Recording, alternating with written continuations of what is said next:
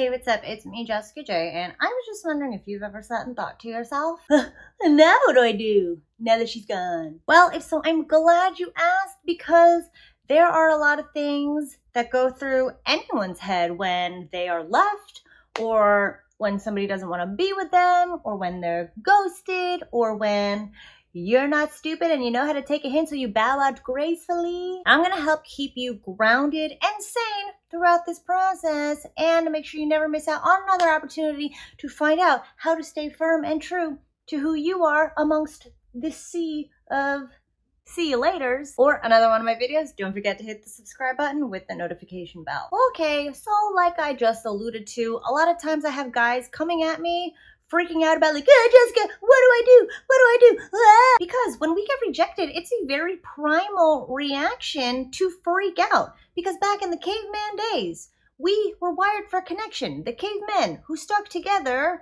were better and more equipped to take on the T-Rexes in a group than they were able to do so by themselves. So it is a very internalized thing in our DNA, in our evolution, to freak out when we are not included or when we are rejected. But I know that you know that it isn't at the end of the world, even though our bodies can be telling us otherwise. Am I right? So the very first thing I want you to keep in mind when it comes to a girl leaving you, or you getting ghosted, or a girl telling you she's not that into you, or you realizing she's just not as into you as you're into her, first thing I want you to remember is good riddance. So what do all these situations have in common? Let's think about it for a second.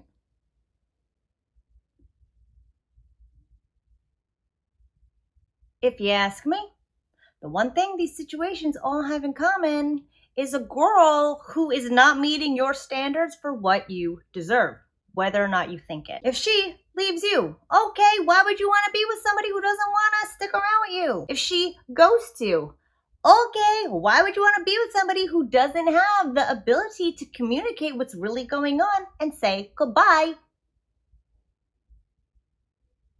to begin with? Because who doesn't say goodbye? Assholes. That's who doesn't say goodbye. And my grandmother, may she rest in peace. And she tells you she's just not as into you as you're into her, or she tells you she's just not interested in you. Again, why would you want to be with somebody who's not interested in you? So many of you fail to remember that it is about you finding somebody who is worthy of you. And a woman who just isn't willing to put in as much as you are means she's not worthy of you. A lot of you guys get into this mentality of like, oh no, I didn't do good enough. Let me do good enough. What can I do good, Jessica? And I'm just like, yo, people don't work like that. It's not like basketball where I could tell you to throw better and then you could practice. That's just not how women work. We are not basketballs. We are so much more complicated than that. And if you don't know this already, then I don't know. You should just watch more of these videos on my channel. So again, if she is the one, if she is the reason that y'all aren't together and you're not in Pound Town or Partnership Town where you want to be, then good.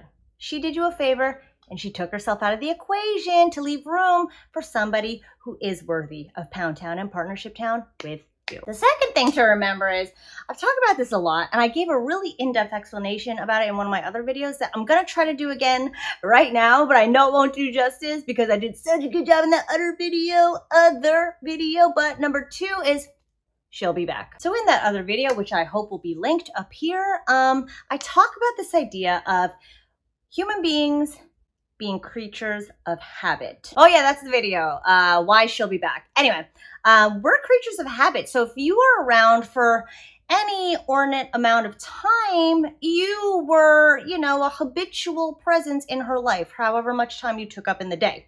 Am I right? So to no longer have you is a change, period.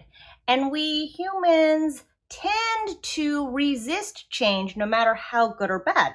It's just, again, we are habitual creatures and we like what we like. We're used to what we're used to. So regardless of whether or not she did want to be with you, her exiting you from her life is going to feel a little uncomfortable. That's what growing pains are. So 9 times out of 10, we will be back. And I'll tell you right now, if you're one of those guys sitting there like, Jessica, she never came back. Well, guess what? See point number 1. So those are the 2 things I really want you to keep in mind. And if you know that you're the guy who is constantly in this, how do I make her see me as a worthy guy? Or you find yourself in that position of constantly wanting to prove yourself and constantly thinking you did something wrong, don't forget to check out my Speak to Spark Arousal program at speaksparkarousal.com. I mean, I used to put it here like this, but I'm pretty sure I do this now. Either way, I talk about how to do that simple switch to get you in the frame of mind where you are trying to see whether or not she's worthy of you. And then that puts us in the position of chasing you down.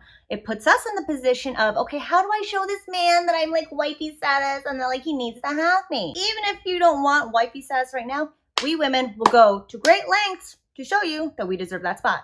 Even if it means just slobbing your knob every night at 3 a.m. when you call us and say, hey, you up? Either way, Speak to Spark Arousal is the step-by-step system on how to do it. Check it out now if you haven't. And thanks for watching as always. I'll see you guys next time.